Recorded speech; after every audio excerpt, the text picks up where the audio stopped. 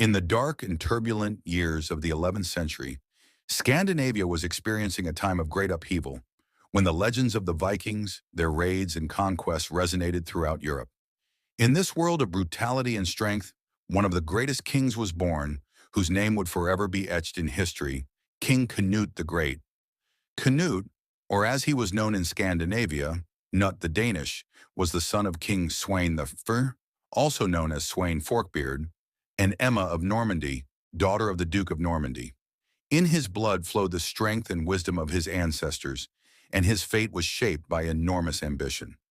His youth was spent in a world where battles and the struggle for survival were the primary laws of life. His father was a ruthless ruler, and Canute grew up in the spirit of military valor and political cunning. Around the year 1013, after the death of his father, Canute inherited the Danish crown, but it was still necessary to gain the trust and loyalty of his people. Soon, seeing the weakening power in England in the fragmented kingdoms, Canute decided to expand his borders and conquer new lands. He was not just a conqueror, he was a strategist who always used political maneuvers and alliances to strengthen his position. The year 1016 became a turning point in Canute's fate. It was then that he set out for England, where King Ethelred II, weakened by internal strife and brutal Viking raids, faced Canute's army. The battle for England became one of the most famous in Scandinavian history. The war, which claimed thousands of lives, ended in Canute's victory, and in 1016 he was recognized as the King of England. However, his desire for power did not stop there. England was just part of his grand plan. Conquering Norway in 1028 was the next stage in Canute's journey. The absorption of this kingdom completed his great unification. By 1030, Canute the Great ruled nearly all of Scandinavia, including Denmark, England, and Norway. He also achieved some success in Sweden, though his influence in this country was limited. While his reign strengthened the unity of these lands, Canute also sought international recognition and the consolidation of his power. He established diplomatic relations with other European powers, including France and Normandy, where he strengthened ties through marriages and alliances.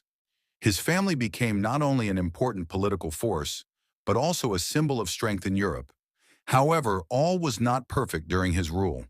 Political intrigues and internal conflicts within his empire inevitably began to escalate. His attempts to control his subjects and solidify his power became increasingly difficult as the years went on. Yet his determination and ability to build strong relationships with neighbors allowed him to remain on the throne. In 1035, after years of intense power struggles, Canute the Great passed away, leaving behind an empire that soon fell apart. His death symbolized the end of the Viking Age, when the Vikings could no longer maintain their vast empire. After his death, the remaining kingdoms gradually returned to internal strife and the fight for independence.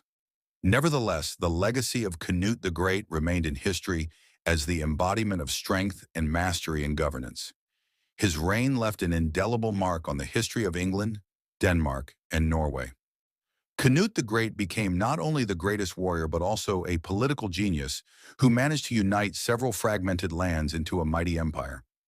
His figure became the true symbol of Scandinavian strength and determination, and his empire left a lasting legacy in the history of Europe for many years to come.